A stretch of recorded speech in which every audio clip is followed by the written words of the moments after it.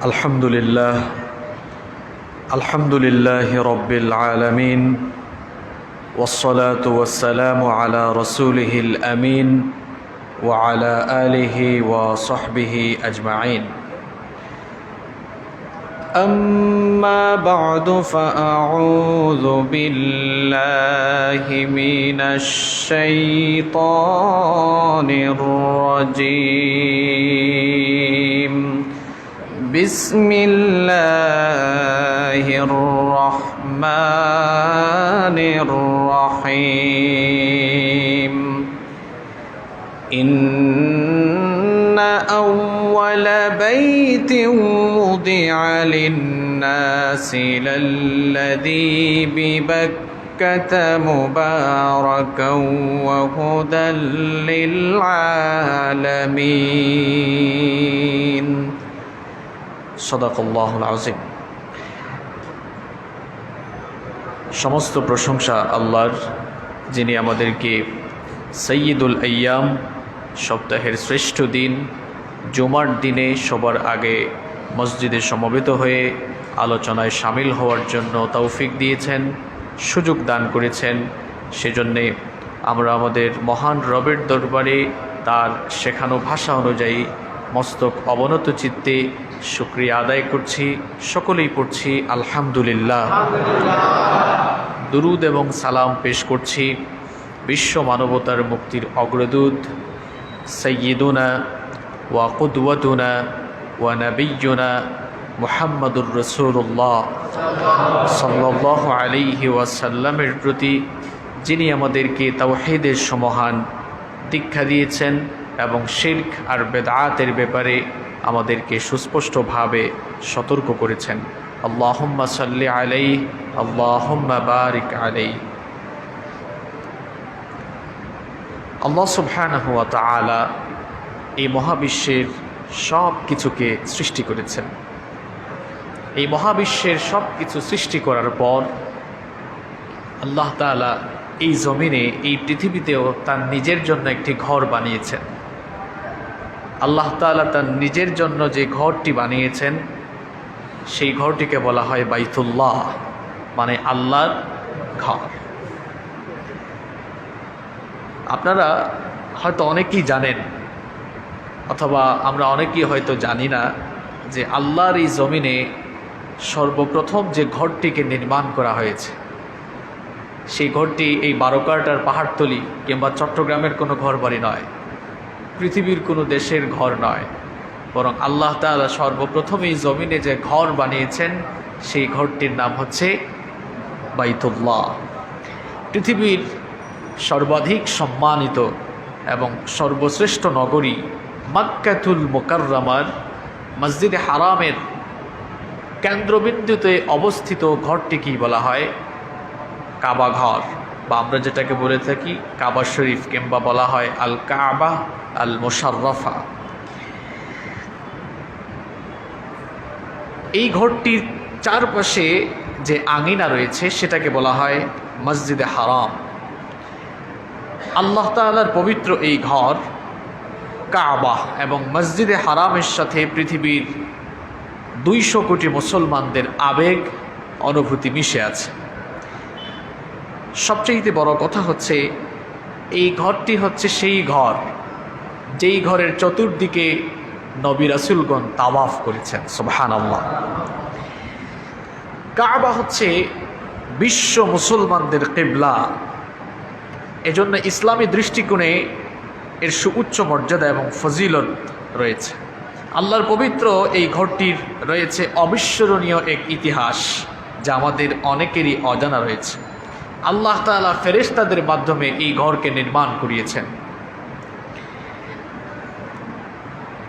কাবা শরীফ পৃথিবীর একেবারে সেন্টার, একেবারে কেন্দ্রবিন্দুতে অবস্থিত, অর্থাৎ গোটা বিশ্বের কেন্দ্র হচ্ছে এই কাবা শরীফ।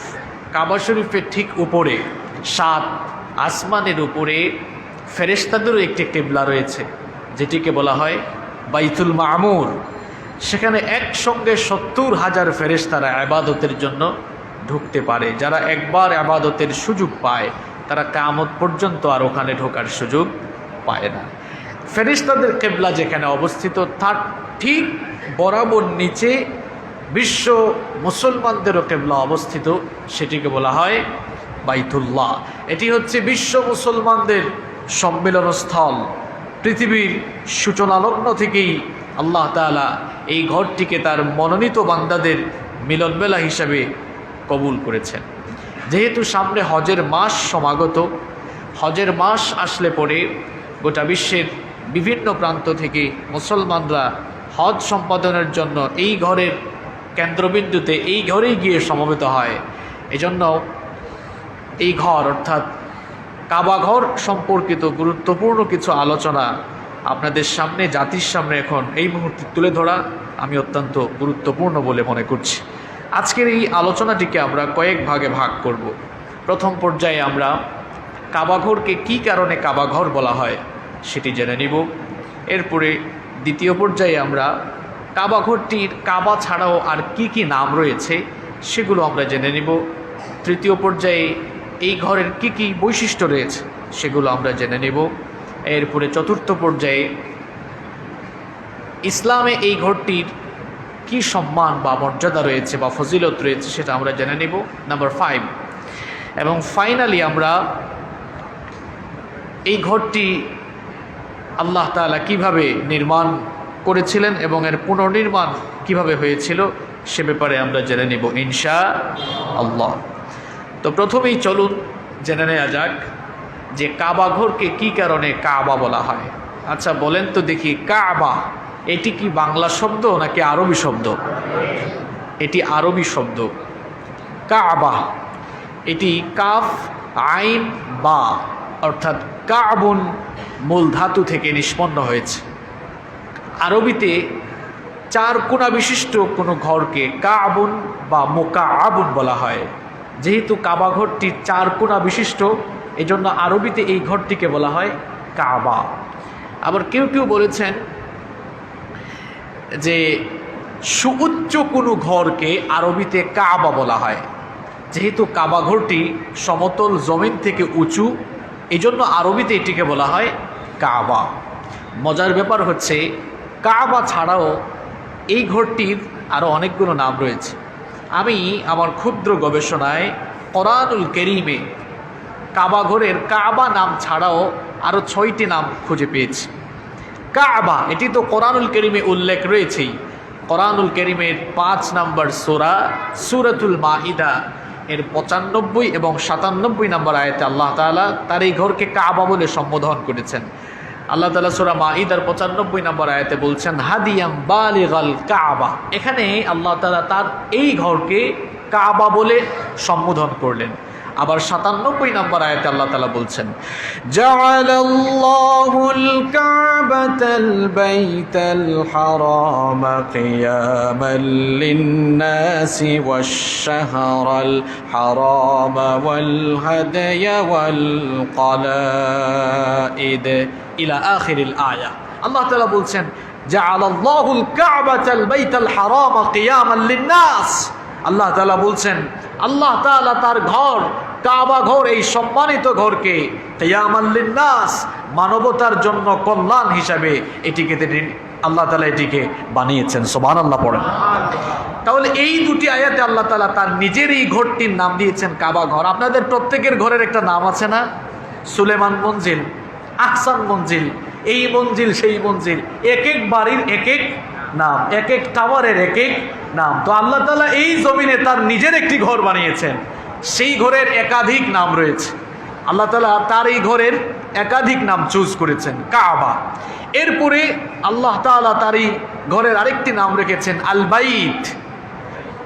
এই ঘরটির নাম হচ্ছে আল বাইত। রব্বুল আলামিন কোরআনুল কারীমের 2 নম্বর সূরা সূরাতুল বাকারা এর 125 নম্বর আয়াতে বললেন ওয়া ইয জাআলনাল বাইতা মাসাবাতাল লিন-নাসি ওয়া আমনা ওয়াত্তাখিযু মিন মাকামি ইব্রাহিমা মুসাল্লা। রব্বুল আলামিন বলছেন আর স্মরণ করো যখন আমি এই ঘরকে অর্থাৎ কাবা ঘরকে মানুষের জন্য মিলনস্থল আর নিরাপদ স্থান বানালাম, আর আমি আদেশ দিলাম মাকামে ইব্রাহিমকে তোমরা মুসাল্লা অর্থাৎ নামাজের স্থান হিসাবে গ্রহণ করো।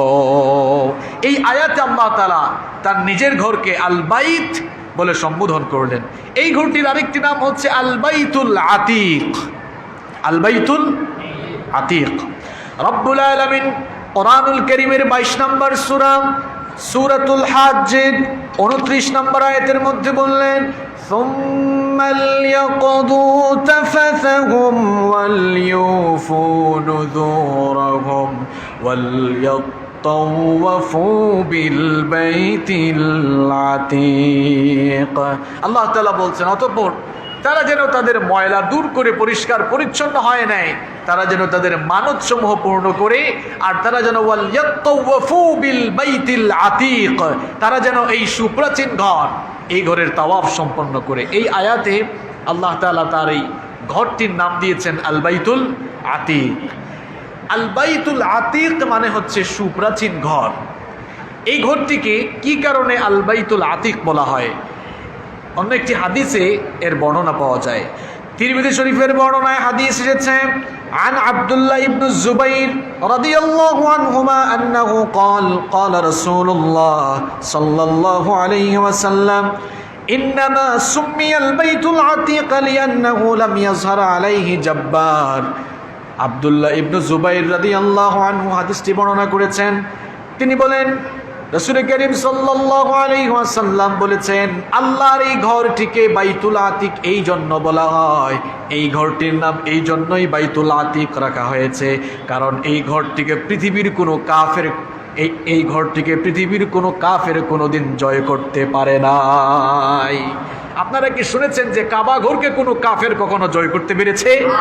কাবা ঘরটিকে পৃথিবীর কোনো কাফের কখনো জয় করতে পারে নাই বলে এই ঘরটির আল্লাহ তাআলা একটি নাম দিয়েছেন আল বাইতুল আতিক। আবার এই ঘরটির আরেকটি নাম হচ্ছে আল বাইতুল হারাম।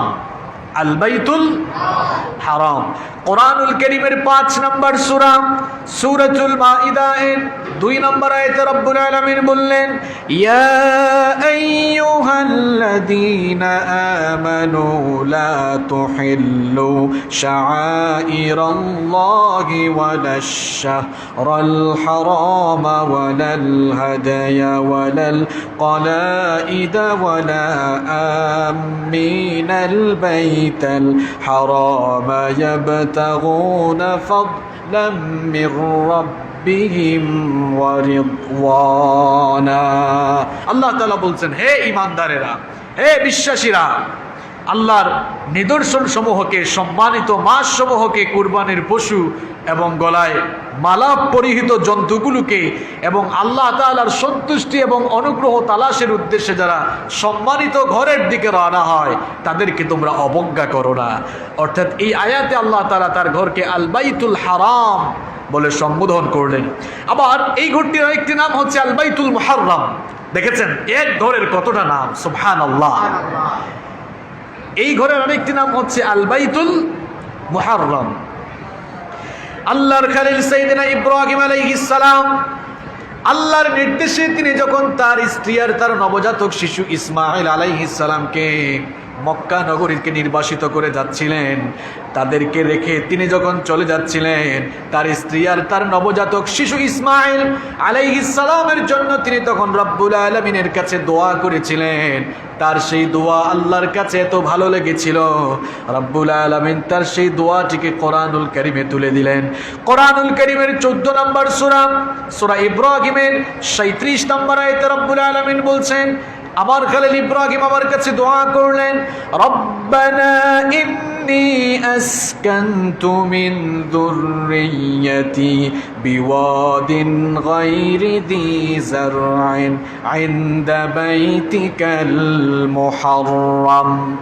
ইব্রাহিম আলাইহিস সালাম দোয়া করেছিলেন, হে আমার রব, আমার বংশধরদের একটি অংশ এই জনমানবহীন প্রান্তরে রেখে গেলাম।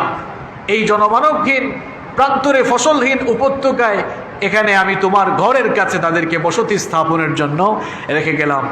তিনি যখন আল্লাহর কাছে দোয়া করেছিলেন তখন তিনি তার দোয়ার মধ্যে একটি কথা উল্লেখ করেছিলেন, আল্লাহ তোমার সম্মানিত ঘর অর্থাৎ বাইতিকাল মুহাররাম, আল্লাহর ঘরকে তিনি সেখানে আল বাইতুল মুহাররাম বলে সম্বোধন করলেন।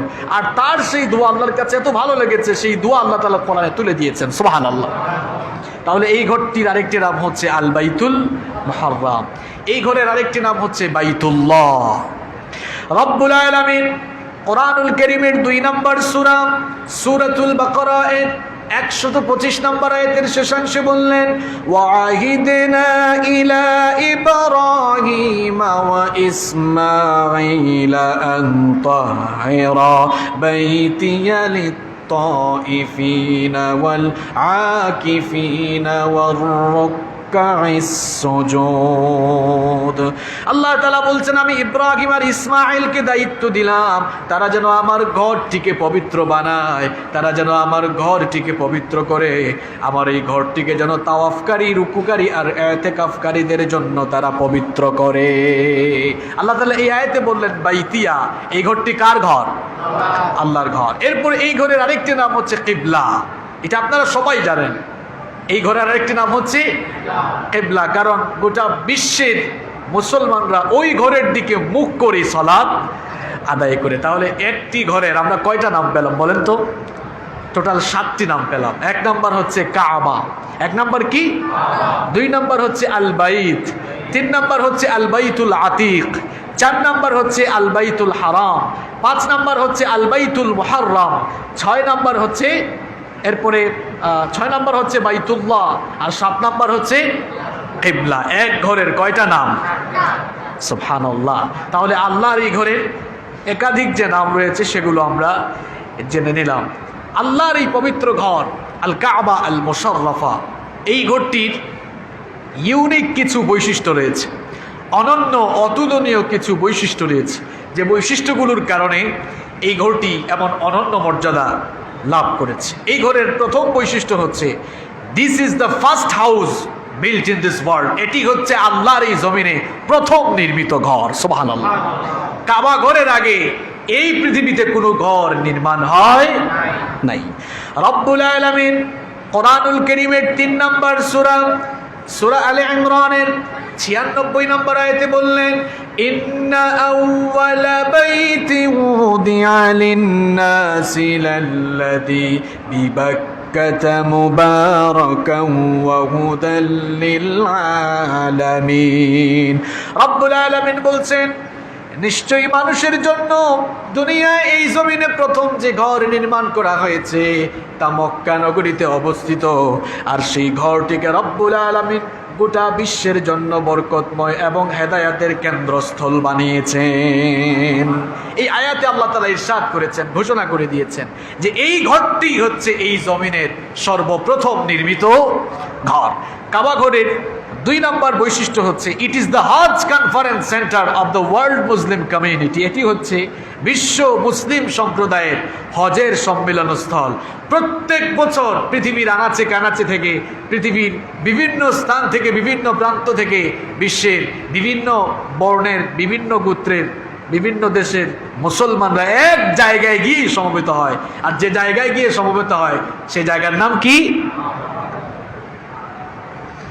রব্বুল আলামিন কোরআন কারীমের 3 নম্বর সূরা সূরা আলে ইমরানের 97 নম্বর আয়াতের শেষাংশে বললেন, ওয়ালিল্লাহি আলান নাসি হিজ্জুল বাইতি মান ইসতাতা ইলাইহি সাবিলা ওয়া মান কাফারা ফা ইন্নাল্লাহা গানিয়্যুন আনিল আলামিন। আল্লাহ তাআলা বলছেন, আর যাদের ওই ঘরে পৌঁছার সামর্থ্য আছে, কার ঘর? কার ঘর? যাদের ওই ঘরে পৌঁছার সামর্থ্য রয়েছে তারা যেন ওই ঘরের হজ সম্পাদন করে নেয়, কারণ এটি হচ্ছে তার উপরে আল্লাহর হক, সুবহানাল্লাহ। এজন্য ফুকাহায়ে কেরাম বলেছেন যে হজ ফরজ হওয়ার পরেও যারা হজ করবে না সেই লোক যার হক নষ্ট করলো তিনি কে? চিন্তা করেছেন? হজ ফরজ হওয়ার পরে আপনি হজ সম্পন্ন না করলে, হজ আদায় না করলে সরাসরি কার হক নষ্ট করে ফেললেন? আল্লাহর হক নষ্ট করে ফেললেন। তাহলে এই ঘরের 2 নম্বর বৈশিষ্ট্য আমরা পেলাম যে এই ঘরটি হচ্ছে গোটা পৃথিবীর মুসলমানদের হজের সম্মিলন কেন্দ্র।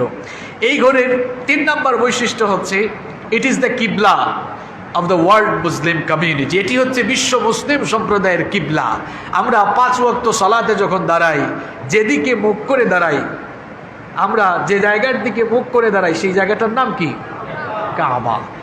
এটি হচ্ছে গোটা বিশ্বের সমস্ত মুসলমানদের কিবলা। এই কাবা কিবলা নির্ধারণ হওয়ার আগে আমাদের কিবলা ছিল বাইতুল মুকাদ্দাস। সেটিও আমাদের প্রাণের স্পন্দন, সেটিও আমাদের প্রাণের একটি জায়গা।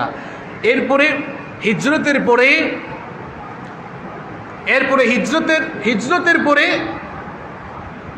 কিবলা চেঞ্জ হয়ে গেল, পরিবর্তন হয়ে গেল। বাইতুল মুকাদ্দাস থেকে চেঞ্জ করে কাবাকে কিবলা হিসাবে নির্ধারণ করে দেওয়া হলো। এই ঘরের 4 নম্বর বৈশিষ্ট্য হচ্ছে it is the first মস্ক in this world. এটি হচ্ছে এই জমিনের প্রথম কোনো মসজিদ।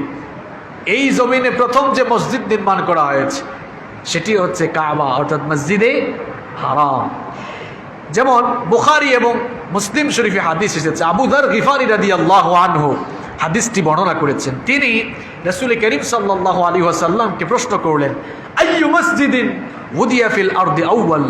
তিনি বললেন, হে আল্লাহর রাসূল, এই জমিনে, এই পৃথিবীতে সর্বপ্রথম কোন মসজিদ সর্বপ্রথম নির্মাণ করা হয়েছে? রাসূল করিম সাল্লাল্লাহু আলাইহি ওয়াসাল্লাম জবাব দিলেন, আল মসজিদুল হারাম।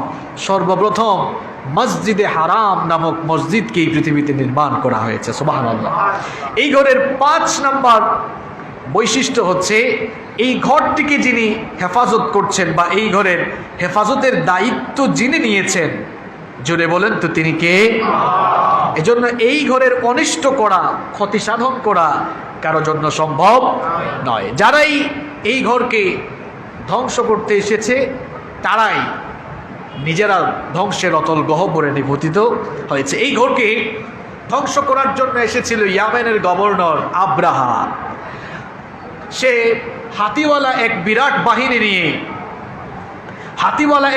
বাহিনী নিয়ে আল্লাহর এই ঘরকে ধ্বংস করতে এসেছিল। তার পুরো হাতিওয়ালা বাহিনীকে আল্লাহ তাআলা ধ্বংস করে দিয়েছিলেন। সেই ঘটনাও সূরা ফিলের মধ্যে বর্ণিত হয়েছে। সূরা ফিল আপনাদের মুখস্থ আছে না? মুখস্থ আছে, কিন্তু আপনারা বুঝেন না, কারণ আপনারা বুঝার মতো করে কোরআন পড়েন না। সবচাইতে দুঃখজনক বিষয় হচ্ছে মুসলমানরা যেদিন থেকে ধর্মীয় শিক্ষাকে মুসলমানরা যেদিন থেকে এটিকে তারা ঐচ্ছিক শিক্ষা বানিয়েছে, সেদিন থেকেই পৃথিবীতে মুসলমানদের পতন শুরু হয়েছে। নতুবা একটা সময় জ্ঞান বিজ্ঞানে মুসলমানদের দখলদারিত্ব ছিল। জ্ঞান বিজ্ঞান এবং সভ্যতার এমন কোনো জায়গা ছিল না যেখানে মুসলমানদের বিচরণ ছিল না। আপনারা জানলে অবাক হয়ে যাবেন, এই পৃথিবীর জ্ঞান বিজ্ঞান সভ্যতা এবং সংস্কৃতি যাদের হাতে রচিত হয়েছে তারা হচ্ছে মুসলমানরা।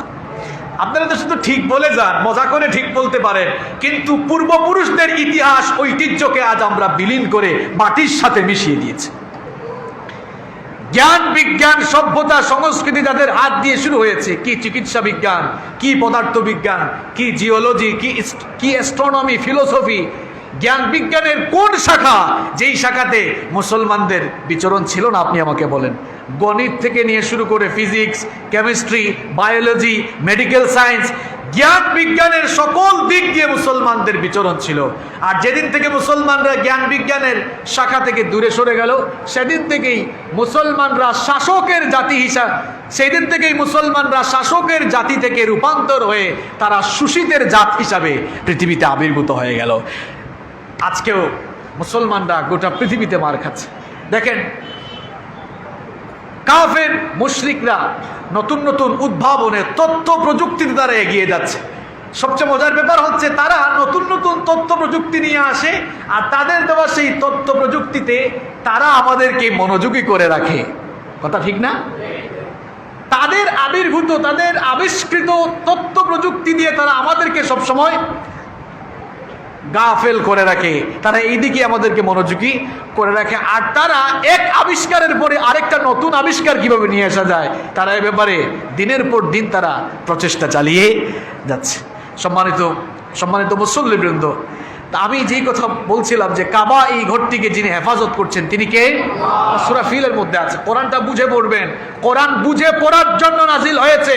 কোরআন বুঝে পড়া প্রত্যেকটি মুসলমানের জন্য নফল নয়, এটা ফরজ। এটা পড়তে হবে, এটা জানতে হবে আপনাকে।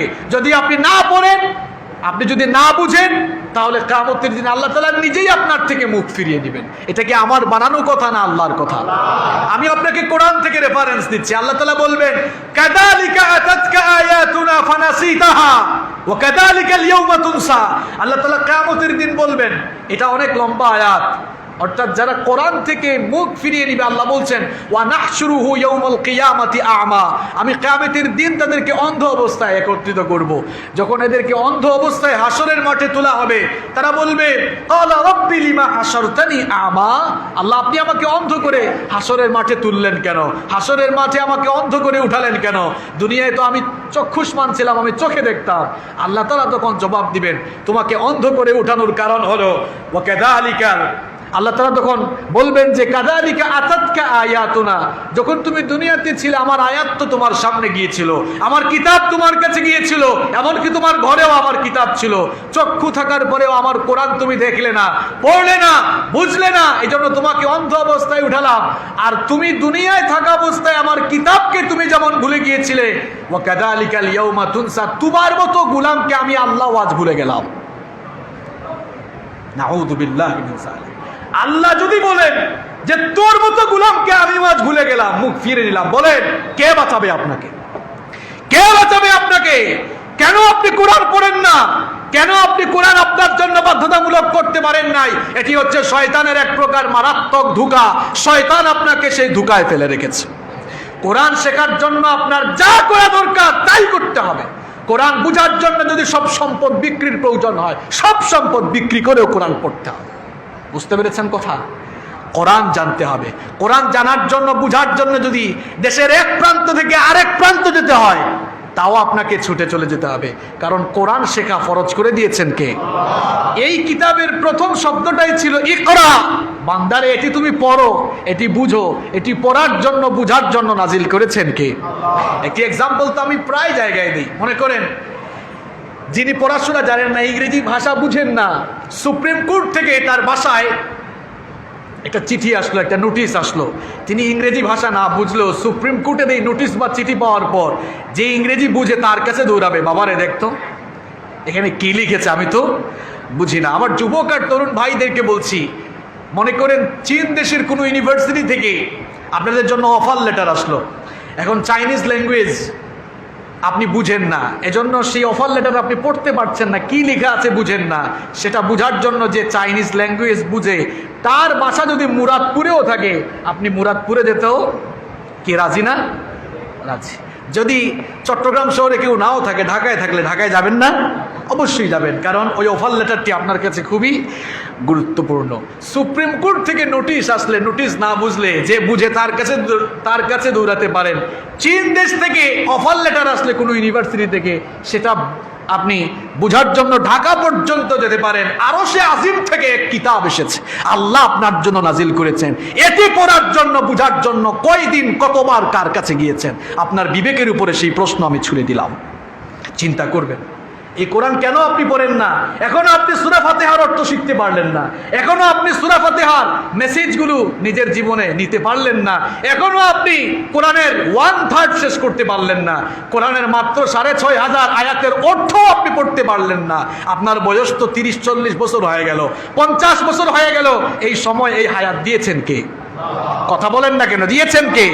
আল্লাহ যদি বলেন যে তোমাকে আমি এত লম্বা হায়াত দিলাম, তুমি কিছু সেই হায়াতের কিছু অংশ ইনভেস্ট করে, বিনিয়োগ করে আমার কিতাবটা বুঝতে পারলেন না, কি জবাব দিবেন তখন আল্লাহর কাছে? নিজের বিবেককে প্রশ্ন করুন, শয়তানের ধোঁকা থেকে বের হয়ে আসুন, আল্লাহর কিতাবটা বুঝার চেষ্টা করুন। আল্লাহ তৌফিক দান করেন।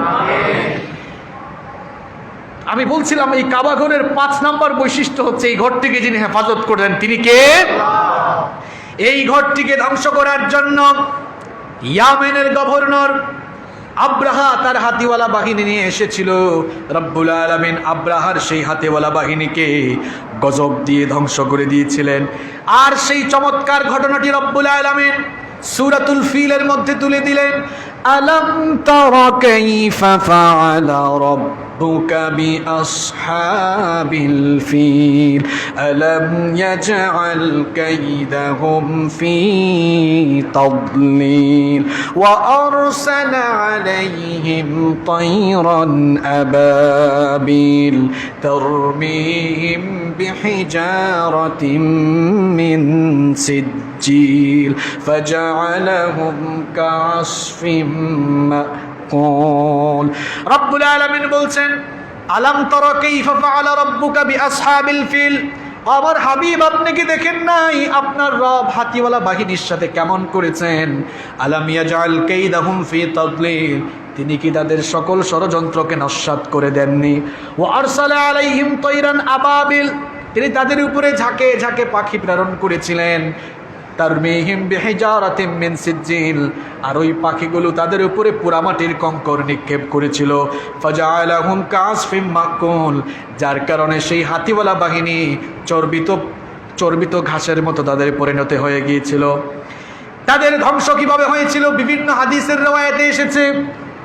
ইয়ামেনের গভর্নর আব্রাহা, সে দেখলো ইয়ামেন থেকে প্রত্যেক বছর অনেক মানুষ হজ করতে কাবার পানে ছুটে যায়।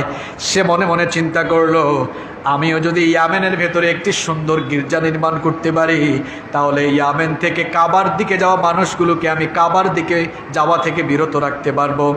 এই জন্য সে ইয়ামেনে একটি সুন্দর গির্জা বানালো, স্বর্ণ রৌপ্য হীরা জহরত দিয়ে কারুকার্য খচিত সুউচ্চ এক সুন্দর চমৎকার গির্জা বানালো। গির্জা বানানোর পর সে ফরমান জারি করলো, এখন থেকে ইয়ামেন হতে কাবার উদ্দেশ্যে আর হজ করতে কেউ যেতে পারবে না, বরং প্রত্যেককে এই গির্জার কাছে আসতে হবে, সে উপাসনা করতে হবে। এই কথা যখন কুরাইশদের কানে চলে গেল, বিশেষ করে কুরাইশরা খুব ক্ষিপ্ত হয়ে গেল, কারণ কাবা ঘরের রক্ষণাবেক্ষণের দায়িত্ব তখন কুরাইশদের হাতে ন্যস্ত ছিল। কুরাইশদের কাছে যখন এই খবর চলে গেল, তারা খুব রাগান্বিত হয়ে গেল। তাদের মধ্যে কয়েকজন এসে এবার সেই গির্জার ভেতরে ঢুকে পায়খানা করে দিল। গির্জার ভেতরে ঢুকে যখন পায়খানা করে দিল, মল ত্যাগ করলো, তখন আব্রাহা খুব রাগান্বিত হয়ে গেল। আব্রাহা এবার রাগান্বিত হয়ে তার সৈন্যবাহিনীকে অর্ডার করলো, সকলেই প্রস্তুতি নাও, কাবা ঘরকে আমরা ধ্বংস করে ফেলবো, কুরাইশদের কাবা ঘরকে আমরা ধ্বংস করব। আবিসিনিয়ার বাদশার কাছে সে অনুমতি চাইল। আবিসিনিয়ার বাদশা অনুমতি দেওয়ার পাশাপাশি সে তার বিরাট একটি হাতিও তাদেরকে দিল। হাতিটির নাম ছিল মাহমুদ, সেই হাতির নাম দিয়েছিল তারা মাহমুদ। ওই হাতিটি ছিল সেই সময়ের সবচাইতে বড় হাতি। এবার হাতিওয়ালা এক বিরাট বাহিনী নিয়ে তারা কাবা ঘরের উদ্দেশ্যে রওনা দিল। হারামের সীমা সংলগ্ন এলাকায় তারা যখন পৌঁছে গেল, সন্ধ্যা হয়ে যাওয়ার কারণে তারা সেখানে তাঁবু স্থাপন করলো, শিবির স্থাপন করলো। আব্রাহা এবার বলল, সকাল পর্যন্ত বিশ্রাম নাও, কালকে সকালেই আমরা কাবা ঘরকে মাটির সঙ্গে মিশিয়ে দেব। কাবা ঘরের দায়িত্বে তখন ছিলেন রাসূল করিম সাল্লাল্লাহু আলাইহি ওয়াসাল্লামের দাদা আব্দুল মুত্তালিব। তার কানেও সেই খবর চলে গেল। মক্কার লোকেরা ভয় পেয়ে নিজেদের জান বাঁচানোর জন্য, আব্রাহার বাহিনী থেকে নিজেদেরকে রক্ষা করার জন্য পাহাড় পর্বতে গিয়ে তারা আশ্রয় নিতে লাগলো। আব্দুল মুত্তালিবের কানে যখন সেই খবর গেল, তিনি কাবা ঘরের সামনে গিয়ে তিনিও কান্না করতে লাগলেন। কাবা ঘরের দিকে তাকিয়ে তিনি আবেগ আপ্লুত ভাষায় বলতে লাগলেন, এই আব্রাহার বিশাল বাহিনীকে মোকাবেলা করা আমাদের জন্য সম্ভব নয়। এই ঘরের মালিক যিনি, আমার বিশ্বাস তিনি এই ঘরকে হেফাজত করবেন। ইতিমধ্যে আবার আব্রাহা যে বাহিনী নিয়ে এসেছিল, তার সৈন্যবাহিনীর কিছু সৈন্যরা কিছু উটকে লুট করে নিয়ে গেল। খোঁজ নিয়ে জানা গেল সেই উটগুলোর মালিক হচ্ছেন আব্দুল মুত্তালেব। আব্দুল মুত্তালেব তার উটগুলোর সন্ধান না পেয়ে তিনি যখন জানতে পারলেন আব্রাহার বাহিনীর লোকেরা সেগুলো লুটপাট করেছে, তিনি আব্রাহার কাছে গিয়ে তার উটগুলো ফেরত চাইলেন। আব্রাহা কিছুটা অবাক হয়ে গেল, অবাক হয়ে বলল, আব্দুল মুত্তালিব, আমি মনে করেছিলাম তুমি আমার কাছে এসেছো যেহেতু কাবা ঘরের দায়িত্ব তোমার উপরে রয়েছে, আমি মনে করেছিলাম আমার কাছে অনুরোধ করতে এসেছো আমি যেন হামলা না চালাই, কিন্তু কি আজীব অবস্থা, আমার কাছে সেই অনুরোধ না করে তুমি তোমার হারানো উট কেন আমার কাছে ফেরত চাইছো? আব্দুল মুত্তালিব তখন বললেন, এই উটের পালের মালিক হলাম আমি, এই জন্য আমার উট লুট করে এনেছে বলে উটগুলো তোমাদের কাছে ফেরত চাইছি। আর যে ঘর তোমরা ধ্বংস করতে এসেছো সেই ঘরের মালিক আমি নয়, যেই ঘর তোমরা ধ্বংস করতে এসেছো সেই ঘরের মালিকই তোমাদের কাছ থেকে এই ঘর হেফাজত করবেন। আব্রাহা তো অবাক হয়ে গেল। সকালবেলা সে যখন তার বাহিনী নিয়ে কাবা ঘরের দিকে রওনা হলো, তখন রব্বুল আলামিন তার গজব পাঠালেন, ঝাঁকে ঝাঁকে তাদের উপরে পাখি প্রেরণ করলেন, যে পাখিগুলো ওপর থেকে তাদের উপরে পুরামাটির কঙ্কর নিক্ষেপ করেছিল। সেই হাতিওয়ালা বাহিনীর সবগুলোকে রব্বুল আলামিন একেবারে চর্বিত ঘাসের মতো তাদের পরিণতি করে দিলেন। তাহলে এই ঘরের একটি বৈশিষ্ট্য হচ্ছে, এই ঘরটিকে কেউ ধ্বংস করতে পারেনি, কারণ এই ঘরটিকে যিনি হেফাজত করেন তিনি কে? এই ঘরের 6 নম্বর বৈশিষ্ট্য হচ্ছে এই ঘরটির কারণেই মক্কা শহর বা মক্কা নগরী সম্মানিত হয়েছে। মক্কা নগরী সম্মানিত হয়েছে কাবার কারণে, মক্কার কারণে কাবা সম্মানিত হয় নাই, বরং কাবার কারণে মক্কা সম্মানিত হয়েছে। কাবা ঘরটি যদি মক্কায় না হয় অন্য কোনো শহরে বা অন্য কোনো দেশে হতো, তাহলে ওই দেশ বা ওই শহরের সম্মান বেড়ে যেত। কাবার কারণেই মক্কা শহরের সম্মান বেড়েছে। আর ওই কাবা ঘরে যারা ঢুকবে, যারা প্রবেশ করবে, তাদেরকে নিরাপত্তা দেওয়া হয়। তাদেরকে যিনি নিরাপত্তা দেন তিনি কে? আল্লাহ তাআলা বলেছেন, ওয়ামান দাখালাহু কানা আমিনা, যারাই এর অভ্যন্তরে প্রবেশ করবে তাদেরকে নিরাপত্তা দেওয়া হবে। আর এই ঘরের কিংবা এই শহরকে যেন নিরাপদ শহর বানান, এই জন্য ইব্রাহিম আলাইহিস সালাম কাবা ঘর নির্মাণের সময় দোয়া করেছিলেন কার কাছে? কাবা ঘর নির্মাণের সময় আল্লাহর কাছে তিনি দোয়া করেছিলেন। আল্লাহ তাআলা সূরা ইব্রাহিমের 35 নম্বর আয়াতে তার সেই দোয়া তুলে দিলেন, ওয়া ইয ক্বালা ইব্রাহিমু রাব্বি ইজআল হাদাল বালাদা আমিনা ওয়াজনুবনি ওয়া বানিয়া আন না'বুদাল আসনাম। আল্লাহ তাআলা বলছেন, আর স্মরণ করো ইব্রাহিম যখন আমাকে বলেছিল, হে আমার রব, এই শহরকে তুমি নিরাপদ শহর বানিয়ে দাও, আমাকে আর আমার সন্তানদেরকে তুমি মূর্তি পূজা থেকে বিরত রাখো, বাঁচিয়ে রাখো। তিনি যে দোয়া করেছিলেন তার সেই দোয়া আল্লাহ তাআলা কবুল করেছিলেন। এই জন্য আল্লাহ তাআলা সেই নগরীকে আজও নিরাপদ নগরী রেখেছেন। এই ঘরটি যেমন নিরাপদ, তেমনি এই ঘরের ইবাদতকারীরাও নিরাপদ। তাদেরকে নিরাপত্তা দেন কে? সূরা কুরাইশের মধ্যে আল্লাহ তাআলা বলেছেন, ফালইয়াবুদু রাব্ব হাযাল বাইত আল্লাযী আত'আমাহুম মিন জু'ইন ওয়া আমানাহুম মিন খাউফ। আল্লাহ তাআলা বলছেন, এই ঘরের রবের ইবাদত করো। কোন ঘর? আল্লাহর ঘর। ঘরটি কার? এই ঘরের মালিক যিনি, রব যিনি, তার ইবাদত করো। যদি তার ইবাদত করো তাহলে তোমাদের বেনিফিট কি হবে, তোমাদের লাভ কি হবে, ফায়দা কি হবে? আল্লাহ তাআলা বলছেন, আল্লাযী আত'আমাহুম মিন জু'। যদি তোমরা এই ঘরের মালিকের রবের ইবাদত করো তাহলে তিনি তোমাদেরকে ক্ষুধার সময় খেতে দিবেন, এবং ওয়া আমানাহুম মিন খাউফ, আর ভীতির সময় তিনি তোমাদেরকে নিরাপত্তা দান করবেন। সম্মানিত মুসল্লিবৃন্দ, এবার আমরা কাবা ঘর, এই ঘরটির বিশেষ কিছু ফজিলত রয়েছে, সেই ফজিলতগুলো আমরা জেনে নিব ইনশাআল্লাহ। নাম্বার 1, 1 নম্বর হচ্ছে, এই ঘরের 1 নম্বর ফজিলত এবং মর্যাদা হচ্ছে, এই ঘরটির পানে যারা জিয়ারতে আসে আল্লাহ তাআলা তাদের জীবনের গুনাহগুলো মাফ করে দেন। বুখারী এবং মুসলিম শরীফে হাদিস এসেছে, রাসূল করিম সাল্লাল্লাহু আলাইহি ওয়াসাল্লাম বলেছেন, মান আতা হাদাল বাইত ফালাম ইয়ারফাস ওয়ালাম ইয়াফসুক রাজাআ কায়াউমিন ওয়ালাদাতহু উম্মুহ।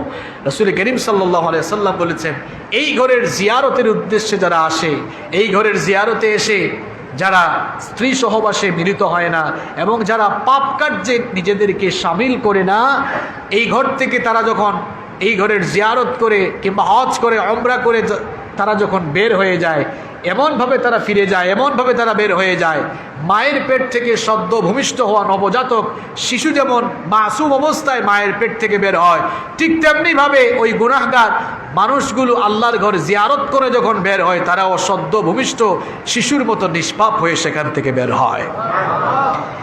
নাম্বার 2 নাম্বার হচ্ছে এই ঘরের ইবাদতের উদ্দেশ্যে জিয়ারত করাকে বৈধ করে দিয়েছেন কে? 3টি জায়গায় ইবাদতের উদ্দেশ্যে সফর করা বৈধ, সফর করা জায়েজ। রাসূল করিম সাল্লাল্লাহু আলাইহি ওয়াসাল্লাম বলেছেন, লা তুশাদ্দুর রিহালু ইল্লা ইলা সালাসাতু মাসাজিদ। আল্লাহ রাসূল বলেছেন যে 3টি মসজিদ ছাড়া অন্য কোনো মসজিদের দিকে ইবাদতের উদ্দেশ্যে যাওয়া যায় না। নাম্বার 1 নম্বর হচ্ছে মসজিদুল হারাম, 2 নম্বর হচ্ছে মসজিদুল নববী, আর 3 নম্বর হচ্ছে মসজিদুল আকসা। এই 3টি মসজিদে ইবাদতের উদ্দেশ্যে সফর করা যায়। নাম্বার 3 নম্বর হচ্ছে এই কাবা ঘরের আর একটি মর্যাদা হচ্ছে, রাসূল করিম সাল্লাল্লাহু আলাইহি সাল্লাম বলেছেন যে কাবা ঘরে যারা সালাত আদায় করবে 1 রাকাত সালাতের বিনিময়ে 1 লক্ষ রাকাত সালাতের সমপরিমাণ সওয়াব পাবে। সুবহানাল্লাহ। এরপরে নাম্বার 4 নম্বর হচ্ছে এই ঘরটিকে আল্লাহ এমন বিশেষ মর্যাদা দিয়েছেন যে ওই ঘরের দিকে বা কেবলার পানে মুখ করে, এই ঘরকে সামনে রেখে বা এই ঘরকে পেছনে রেখে কখনো প্রাকৃতিক প্রয়োজনও মেটানো যায় না। যেমন আপনি যখন বাথরুমে যাবেন, ওয়াশরুমে যাবেন, টয়লেটে গেলে টয়লেটের কমেন্টগুলো কি পূর্ব পশ্চিম দিকে থাকে? কারণ এটি হাদিসে নিষেধ করা হয়েছে। রাসূল করিম সাল্লাল্লাহু আলাইহি ওয়াসাল্লাম বলেছেন, ইদা আতাইতুমুল গাইতা ফালা তাস্তাকবিলুল কিবলাতা ওয়ালা তাস্তাদবিরুহা। রাসূল করিম সাল্লাল্লাহু আলাইহি ওয়াসাল্লাম বলছেন, তোমাদের কেউ যখন প্রাকৃতিক প্রয়োজন মেটাবার জন্য, তোমাদের কেউ যখন টয়লেটের জন্য যাবে, তখন সে যেন কিবলাকে সামনে অথবা পেছনে করে না বসে। নাম্বার 5, এই ঘরের 5 নাম্বার বিশেষ মর্যাদা হচ্ছে এই ঘরটিকে দুনিয়ার সকল মুশরিকদের জন্য হারাম করে দিয়েছেন কে? এই ঘরে ঢোকা মুশরিকদের জন্য, কাফের জন্য হারাম, নিষিদ্ধ। রব্বুল আলামিন কোরআনুল কারীমের 9 নম্বর সূরাতুত তাওবা এর 28 নম্বর আয়াতে বললেন, ইয়া আইয়ুহাল্লাযীনা আমানু ইন্নামাল মুশরিকুনা নাজাসুন ফালা ইয়াকরাবুল মাসজিদাল হারামা বা'দা আমিহিম হাযা। আল্লাহ তাআলা বলছেন, হে বিশ্বাসীরা, হে ঈমানদারেরা, নিশ্চয়ই মুশরিকরা হচ্ছে নাজাস, অপবিত্র। ফালা ইয়াকরাবুল মসজিদাল হারাম, অতএব তারা যেন মসজিদের হারামের পাশেও না যায়, তারা যেন মসজিদে হারামের নিকটবর্তীও না হয়। সম্মানিত মুসল্লিবৃন্দ, এবার সর্বশেষ আমরা এই ঘরটির নির্মাণ এবং পুনর্নির্মাণের সংক্ষিপ্ত ইতিহাস জেনে নিব ইনশাআল্লাহ। এই ঘরটি সর্বপ্রথম আল্লাহ তাআলা নিজেই ফেরেশতাদেরকে নিয়ে নির্মাণ করিয়েছেন। আদম আলাইহিস সালামকে দুনিয়াতে পাঠানোর আগেই আল্লাহ তাআলা এই ঘর ফেরেশতাদেরকে দিয়ে নির্মাণ করিয়েছিলেন। এরপরে সাইয়েদনা শীশ আলাইহিস সালামের জামানায় তিনি কাবা ঘরকে রিকনস্ট্রাকশন, পুনর্নির্মাণের কাজ করেছিলেন।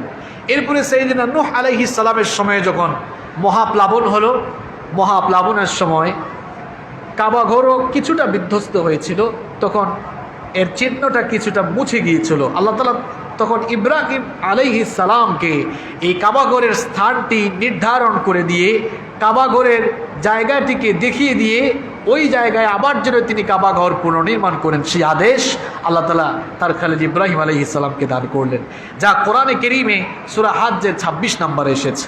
রব্বুল আলামিন বলছেন, ওয়া ইয বাওয়া'না লিইব্রাহিমা মাকানাল বাইতি আল্লা তুশরিক বি শাইআ। আল্লাহ তাআলা বলছেন, আর স্মরণ করো সেই সময়ের কথা যখন আমি আমার খালিদ ইব্রাহিমকে কাবা ঘরের স্থানটি নির্ধারণ করে দিলাম, আর তাকে আমি বলেছিলাম আমার ঘরটি তুমি নির্মাণ করো। আমার আদেশ পাওয়ার পরে আমার খালিদ ইব্রাহিম আলাইহিস সালাম আমার ঘরের কাজ শুরু করে দিলেন। সাইয়েদনা ইব্রাহিম আলাইহিস সালাম তার ছেলে ইসমাঈল আলাইহিস সালামকে গিয়ে বললেন, আল্লাহ তাআলা আমাকে তার ঘর নির্মাণ করার জন্য আদেশ দিয়েছেন, তুমি কি আমার সাথে এই কাজে সহযোগী হবে নাকি? তার ছেলে সাইয়েদনা ইসমাঈল আলাইহিস সালাম তিনি তখন জবাব দিলেন, ওগো আমার বাবা, রব্বুল আলামিন এই পুণ্যময় কাজে আপনাকে আদেশ করেছেন, কেন এই কাজে আমি আপনার সহযোগী হব না? অবশ্যই এই কাজে আমি আপনার সাথী হতে চাই, সহযোগী হতে চাই। এবার বাপ বেটা দুজনে মিলে কাবা ঘর নির্মাণের কাজ শুরু করে দিলেন। বাবা ছিলেন রাজমিস্ত্রি আর ছেলে ছিলেন তার সহযোগী। বাপ বেটা দুজনে মিলে এবার আল্লাহর ঘরের কাজ শুরু করে দিলেন। রব্বুল আলামিন সব কিছু তাদেরকে জানিয়ে দিলেন। কাবা ঘরটা কতটুকু লম্বা হবে, কতটুকু চওড়া হবে, কিভাবে সেটা নির্মাণ করা হবে, স্ট্রাকচারটা কেমন হবে, রব্বুল আলামিন সব দিক নির্দেশনা তাদেরকে দিলেন। আল্লাহ তাআলার দেওয়া দিক নির্দেশনা মোতাবেক বাপ বেটা দুজনে মিলে আল্লাহর ঘর যখন নির্মাণ করছিলেন, তখন তারা আল্লাহ তাআলার কাছে দোয়া করেছিলেন। কি দোয়া করেছিলেন? সেই দোয়াগুলো আল্লাহ তাআলা কোরআনে কারীমে তুলে দিলেন। তাদের দোয়াগুলো, বাপ বেটা দুজনই তো নবী ছিলেন, আর বাপ বেটা দুজনের দোয়া আল্লাহর কাছে এত চমৎকার লাগলো, এত ভালো লাগলো। বাপ বেটা দুজনের দোয়া রব্বুল আলামিন আমাদের জন্য কোরআনে তুলে দিলেন। কোরআনুল কারীমে সূরাতুল বাকারার 127 নম্বর আয়াত থেকে আল্লাহ পাক বর্ণনা করছেন, ওয়া ইয ইয়ারফাউ ইব্রাহিমুল কওয়াইদা মিনাল বাইতি ওয়া ইসমাঈলু ربنا تقبل منا إنك أنت السميع العليم। رب العالمين বলছেন, আর স্মরণ করো আমার খালিদ ইব্রাহিম এবং তার ছেলে ইসমাইল আলাইহিমুস সালাম দুজনেই যখন আমার ঘরের নির্মাণ কাজ শুরু করলেন, যখন প্রাচীর উঠাচ্ছিলেন, তখন তারা দোয়া করেছিলেন, রব্বানা তাকাব্বাল মিন্না, ওগো আমাদের রব, আমাদের পক্ষ থেকে এই কাজ আপনি কবুল করুন, ইন্নাকা আনতাস সামিউল আলিম, নিশ্চয়ই আপনি সর্বশ্রোতা এবং সর্বজ্ঞ। তারা আরো দোয়া করেছিলেন, কি গুরুত্বপূর্ণ দোয়া! আজ গোটা বিশ্বের মুসলমানদের জন্য এই দোয়াগুলো অনেক শিক্ষণীয়, খুব ভালো করে শোনেন। এরপরে তিনি দোয়া করেছিলেন, রব্বানা ওয়াজআলনা মুসলিমাইনি লাকা ওয়া মিন যুররিয়্যাতিনা উম্মাতাম মুসলিমাতান লাক ওয়া আরিনা মানাসিকানা ওয়া তুব আলাইনা ইন্নাকা আনতাত তাওয়াবুর রহিম। তিনি দোয়া করেছিলেন, হে আমাদের রব, খুব ভালো করে শুনুন দোয়াগুলো। আমাদের জাতির পিতা আমাদের জন্য কি দোয়া করে গেলেন, আর আমরা কি করছি এখন। তিনি দোয়া করলেন, রব্বানা ওয়াজআলনা মুসলিমাইনি লাক, আল্লাহ আমাদের বাপ বেটা দুজনকে আপনি মুসলমান বানান। কি বানান? কথা কন না কেন? মুসলমান বানান। শুধু বাপ বেটা দুজনের জন্য দোয়া করে স্বার্থপরতার পরিচয় তারা দেন নাই। তিনি যেহেতু গোটা মিল্লাতের বাবা, গোটা মুসলিম মিল্লাতের জাতির তিনি পিতা, এজন্য শুধু নিজের জন্য দোয়া করে স্বার্থপরতার পরিচয় দেন নাই। আমরা তার সেই মিল্লাতের সন্তান, আমাদের জন্য তিনি দোয়া করে গেলেন। আমাদের জন্য কি দোয়া করলেন? আল্লাহ তাআলা তার দোয়াকে উঠিয়ে দিলেন। তিনি দোয়া করলেন, ওয়া মিন যুররিয়্যাতিনা, আল্লাহ শুধু আমাকে আর আমার ছেলেকেই আপনি যে মুসলমান বানাবেন তা নয়, বরং ওয়া মিন যুররিয়্যাতিনা উম্মাতাম মুসলিমাতান লাক, আমার বংশধরদেরকেও আপনি মুসলমান জাতি বানান। সুবহানাল্লাহ। তিনি দোয়া করেছেন, আল্লাহ আমাদেরকে মুসলমান বানান, আমার সন্তানদেরকেও কি বানান। আজকে আপনারা কি মুসলমান তো হতে চান না, মুসলমান আমরা হতে চাই না। কেউ আমরা আহলে সুন্নাত ওয়াল জামাত, কেউ আমরা গরম সুন্নি, আবার কেউ একটু ঠান্ডা সুন্নি, কেউ ওয়াহাবি, কেউ আহলে হাদিস, কেউ জামাতে ইসলাম, কেউ চরমুনাই, কেউ হানাফি, কেউ শাফি, কেউ দেওবন্দি। বিভিন্ন পরিচয়ে আজ আমরা নিজেদেরকে পরিচিত করছি। মাআদাল্লাহ, পৃথিবীতে মুসলমানদের অধঃপতনের এটি হচ্ছে সবচেয়ে বড় কারণ হচ্ছে মুসলমানরা তাদের মূল পরিচয়ে পরিচিত না হয়ে তারা শয়তানের ধোঁকায় পড়ে তারা নিজেরা আজ বিভক্ত হয়ে যাচ্ছে। মুসলমান পরিচয় দিতে আপনার কি লজ্জা লাগে? বলে আমি আহলে হাদিস, আরেকজন বলে, আপনি জানলে অবাক হয়ে যাবেন, আমাকেও মানুষ, আমাদেরকে আলেমুল আমাদেরকে মানুষ বিভিন্ন সময় প্রশ্ন করে বসে, হুজুর আপনি কোন জাত? আমি এরকম প্রশ্নের বহুবার সম্মুখীন হয়েছে। কেউ বলে হুজুর আপনি কোন জাত, কেউ বলে হুজুর আপনি কোন দলের, আরেকজন বলে হুজুর আপনি কি করেন, কোন দল করেন। অবাক হয়ে যায়, এই প্রশ্নগুলো শুনলে আমাদের যাদের রব একজন, আমাদের যাদের নবী একজন, আমাদের যাদের কিতাব একটা, আমাদের সকলের পরিচয় একটা, সেটি হচ্ছে আমরা মুসলমান। সেটি কি? সেটি মুসলমান। আমাদের প্রভু তো এক, আমাদের প্রভু এক, নবী এক, কিতাব এক, এরপরে আমরা কেন এক না? আমাদের প্রভু এক, এক নবীর উম্মত, জীবন বিধান এক, ওই শিবানী কোরআন। তবে কেন এক নও হে মুসলমান? এক হও করিয়াও মান। আজ এই সংকটাপন্ন সময়ে আমাদেরকে ঐক্যবদ্ধ হওয়া ছাড়া আর কোনো উপায় কি? আর ঐক্যবদ্ধ হবেন যারা ঐক্যের পথ দেখাবে, তারাই আরো কিভাবে অনৈক্যে যাওয়া যায় সে ব্যাপারেই তারা এখন মনোযোগী হয়ে পড়েছে। এটা খুব দুঃখজনক বিষয়। জাতির এই অবস্থা দেখে মাঝে মাঝে কাঁদতে ইচ্ছা করে, এই অবস্থা দেখে খুব কষ্ট লাগে, দুঃখ লাগে। বলেন সামান্য সামান্য মতপার্থক্যের কারণে কেন আমরা দলভেদ করব? মতভেদের কারণে তো আমাদের দলভেদ হয়ে যাওয়া এটা উচিত ছিল না, সমীচীন ছিল না। বলেন আজ পর্যন্ত কি কেউ বলেছে নামাজ 6 ওয়াক্ত? কথা বলেন না কেন? কেউ কি বলেছে যে জোহরের ফরজ 5 রাকাত? বলেছে কেউ? না, কেউ বলে নাই। তাহলে আমাদের মূল সমস্যাটা কোন জায়গায়? মতপার্থক্য কোন জায়গায়? হাত কি উঠাবে নাকি উঠাবে না? জোরে আমিন বলবে নাকি আস্তে আমিন বলবে? হাত কি বুকে বাঁধবে নাকি বুকের নিচে বাঁধবে? এগুলো মৌলিক বা ফরজ কোনো বিষয় নয়। এই ঐচ্ছিক বিষয়গুলো নিয়ে মতপার্থক্য থাকার কারণে, মতভেদের কারণে আল্লাহর ওয়াস্তে দলভেদ করা যাবে না। এখন একজন আরেকজনকে দেখতেই পারে না। এক দলের হুজুররা আক্রান্ত হইলে অন্য দলের এরা হাতে তালি দেয়, এরকম এই চিত্র আমাদের বাংলাদেশে নাই। কি আছে নাকি? আপনাদের দেশে এই চিত্র আছে? আহা, আমরা কোন বুকার স্বর্গে বসবাস করছি? মনে রাখবেন, এক পর্যায়ে শেষে আরেক পর্যায়ে শুরু হয়। ইসলাম বিরোধীরা কখনো কোনো ব্যক্তি বা দলকে টার্গেট করে কাজ করে না, বরং তারা গোটা বিশ্ব থেকে ইসলাম আর মুসলমানদেরকে কিভাবে নির্মূল করা যায় সেই প্ল্যান পরিকল্পনা মাফিক তারা কাজ করে। সব কাজ তারা একবারে করে না, তারা সুন্দর একটি ছক এঁকে পর্যায়ক্রমিকভাবে স্টেপ বাই স্টেপ তারা তাদের কাজে সফলতা নিয়ে আসে। আপনি হয়তো বুকার স্বর্গে আছেন, অসুবিধা কি? আমিও ভালো আছি। মনে রাখবেন, এমন একটি পর্যায়ে আসবে যখন আপনার উপরেও মুসিবত আসবে, আপনার জন্য তখন কেউ আর কিছু করার থাকবে। আকলমান লোকদেরকে ইশারা দিলে চলে। এই জন্য নিজের অবস্থা বুঝার চেষ্টা করুন। অন্যের মুসিবতে কখনো খুশি হবেন না, এটা মুনাফিকের লক্ষণ। এটা কিসের লক্ষণ? এটা কোরআনে কারিমে আল্লাহ বলেছেন, মুনাফিকের একটি স্বভাব হলো যে যখন অন্য কোনো মুমিন আক্রান্ত হয়, মুসিবতে পড়ে, তখন সে আনন্দিত হয়। তখন সে কি হয়? আনন্দিত হয়। সুতরাং নিজের পরিচয় আগে ঠিক করুন। আমাদের পরিচয় কি? আমাদের পরিচয় কি? যারা আলাদা সাইনবোর্ড লাগাবে, যে বলবে আহলে হাদিস, যে বলবে হানাফি, যে বলবে দেওবন্দি, যে বলবে সুন্নি, এরকম কাউকে পেলে আদর করে বলবেন, ভাই রে তুমি আগে মুসলমান হও। আগে কি হও? আগে কি হও?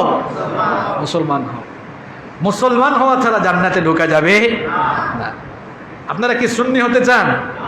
কথা বলেন না কেন? দেওবন্দি হতে চান? এই আহলে হাদিস হতে চান? তো কি হতে চাই সবাই? আমরা সবাই কি হতে চাই? খাঁটি মুসলমান হতে চাই। খাঁটি মুসলমান হতে গেলে সকলের মানহাজ, সকলের তরিকা ঠিক করে ফেলতে হবে। এত তরিকা ধরে লাভ নাই। তরিকা কয়টা? কথা কর না কেন? আমাদের দেশে এখন তরিকার অভাব নাই, তরিকা একটাই। মুসলমানদের তরিকা কয়টা? তরিকা কয়টা? তরিকা কিন্তু বাংলা শব্দ না, আরবি শব্দ। এই জন্য আপনাদেরকে অনেকে গাফেল করে ফেলে। তরিকা ইয়ানি স্ট্রিট, মানে রাস্তা। তরিকা মানে কি? মুসলমানের রাস্তা কয়টা? কয়টা রাস্তা? রাস্তার নাম জানেন না? রাস্তার নাম কি? ইসলাম। রাস্তার নাম, এই রাস্তায় হাঁটলে যে জায়গায় গিয়ে থামবেন ওইটার নাম কি? ওইটার নাম কি? এখন চিন্তা করেন, ঢাকায় যাওয়ার জন্য কেউ যদি আপনার ঢাকা চিটাগং মহাসড়ক ইউজ না করে চট্টগ্রাম কক্সবাজার মহাসড়ক ইউজ করে, সে জীবনে কোনোদিন ঢাকায় পৌঁছতে পারবে? কথা কর না কেন? পৌঁছতে চায় কোথায়? কথা বলেন। যেতে চায় ঢাকায়, কিন্তু রাস্তা ধরছে কোথায়? কক্সবাজারে। ঢাকা যেতে পারবে? যেতে চাই আমরা কোথায়? কোথায়? জান্নাতে যেতে হলে তরিকা, রাস্তা ঠিক করতে হবে। রাস্তা, এখন আপনি জান্নাতে যেতে চাইবেন, জান্নাতের রাস্তায় চলতে হবে, আর সেই পথের নাম হলো ইন্নাদ-দীনা ইনদাল্লাহিল, আল্লাহর কাছে একটাই পথ, একটাই মত, একটাই রাস্তা, সেটার নাম অন্য কোনো রাস্তা, অন্য কোনো রাস্তা আল্লাহ খুলে দেন নাই। অন্য কোনো রাস্তা আল্লাহ খুলে, এটা আপনার কে খুলেছে আপনি দেখেন, এগুলো আল্লাহ খুলে দেয় নাই। এই জন্য নিজের পরিচয় ঠিক করতে হবে, নিজের পথ ঠিক করে ফেলতে হবে। আমাদের পরিচয় আমরা কি? আমাদের পরিচয় আমরা কি? মুসলমান। আমাদের গন্তব্য কোথায়? জান্নাত। আমাদের তরিকা কি? কথা বলেন, তরিকা কি? কত তরিকা এখন আছে, এখন তো নাম বললে যে কেউ রাগ করে ফেলতে পারে, এই জন্য আমি নাম বলতে চাই না, কারণ যে কাউকে নিয়ে সমালোচনা করা আমার কোনো উদ্দেশ্য নয়, এটা আমি পছন্দও করি না। আমাদের তরিকা একটা, রাস্তা একটা, সেই রাস্তার নাম হচ্ছে, সেই রাস্তার নাম কি? আমরা যেন ইসলামের পথে চলতে পারি, আল্লাহ তৌফিক দান করেন। দেখেন, এই মতভেদের কারণে লাভটা কিন্তু আমাদের হচ্ছে না, লাভটা কিন্তু ইসলাম বিরোধীদের হচ্ছে। এবং তারা সবসময় আমাদেরকে মতভেদেই, আমাদেরকে সবসময় দলভেদ আর মতভেদই আমাদেরকে মনোযোগী করে রাখতে চায়, কারণ এতে ফায়দা রয়েছে তাদের। একটু বুঝার চেষ্টা করুন আল্লাহর ওয়াস্তে। আমি সকল দলের, সকল মতের শ্রদ্ধাভাজন ওলামায়ে কেরামদেরকে বলছি, আল্লাহর ওয়াস্তে আপনাদেরকে রিকোয়েস্ট করছি, এইসব নোংরা কাজ কারবার ছেড়ে গোটা জাতিকে এক হওয়ার জন্য ঐক্যবদ্ধ করেন। কানান নাসু উম্মাতাও ওয়াহিদা, আমরা সবাই এক জাতি, ঠিক না? আমরা সবাই কি জাতি? এক জাতি। এই এক জাতির ভেতরে এত ফাটল ধরাবেন না, এত বিভেদ ধরাবেন না। আগে তো আপনারা আমাদের কাছে দোয়া চাইতেন, হুজুর দোয়া করবেন। এখন আমাদের অবস্থা খারাপ, আমরাই আপনাদের কাছে দোয়া চাই, আপনারা দোয়া করিয়েন, আমরা যেন ঠিক থাকি। অবস্থা হয়ে গেছে এটা। আল্লাহ তাআলা আমাদের সকলকে সঠিক সমঝ দান করেন, আল্লাহ তাআলা আমাদেরকে এক করে দেন। সম্মানিত মুসলিমবৃন্দ, তাহলে ইব্রাহিম আলাইহিস সালাম যে দোয়া করেছিলেন, সেই দোয়াগুলোর মধ্যে একটা দোয়া ছিল কি, আল্লাহ আমাদেরকে কি বানাও। আরো দোয়া করেছিলেন, রব্বানা ওয়াবআস ফীহিম রাসূলাম মিনহুম ইয়াতলু আলাইহিম আয়াতিকা ওয়া ইউআল্লিমুহুমুল কিতাবা ওয়াল হিকমাতা ওয়া ইউযাক্কিহিম ইন্নাকা আনতাল আজিজুল হাকীম। তিনি দোয়া করেছিলেন, হে আমাদের রব, আমার বংশধরদের থেকে একজন নবী পয়দা করে দিও, এমন রসুল পয়দা করে দিও যিনি তোমার আয়াত সমূহ তাদের কাছে তেলাওয়াত করে শোনাবেন, তাদেরকে কিতাব আর হিকমত শিক্ষা দিবেন, পবিত্র বানাবেন। তার সেই দোয়া কবুল করেছেন কে? এই জন্য তার এবং সেই সর্বশেষ নবী মুহাম্মাদুর রাসূলুল্লাহ সাল্লাল্লাহু আলাইহি ওয়াসাল্লামকে রব্বুল আলামিন পাঠালেন। এই জন্য নবীজি বলতেন, আমি হচ্ছি আমার বাবা, আমি হচ্ছি আমার পিতা ইব্রাহিম আলাইহিস সালামের দুয়ার ফসল। সুবহানাল্লাহ। সবগুলো দোয়া আল্লাহ কবুল করেছেন।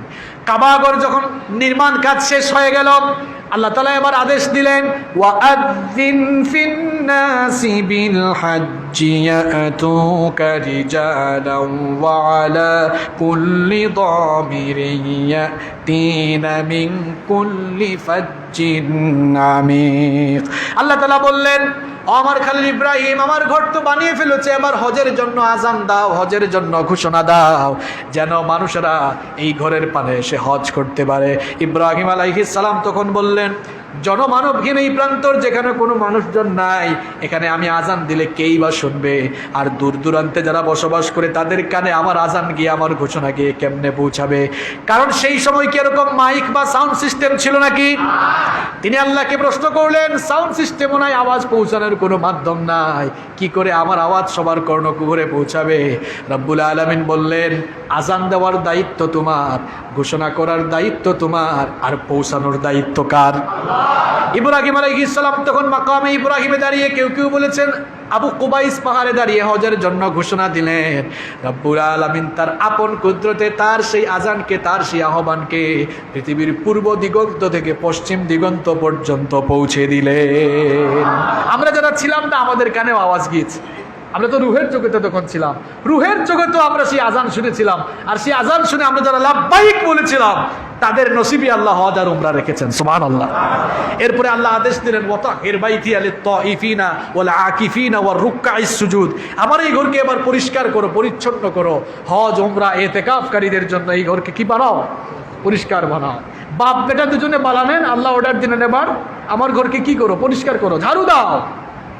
আর আমাদের মধ্যে অনেকে আছে মসজিদ পরিষ্কার করতে চায় না, মসজিদে একটু বালু পেলে ময়লা পেলে বলে মুয়াজ্জিন সাহেব কামটা করেন কি আপনি? হ্যাঁ, এগুলো দেখেন না, এগুলো দেখেন কি? আমার সামনে এরকম একবার একটা ঘটনা ঘটেছে।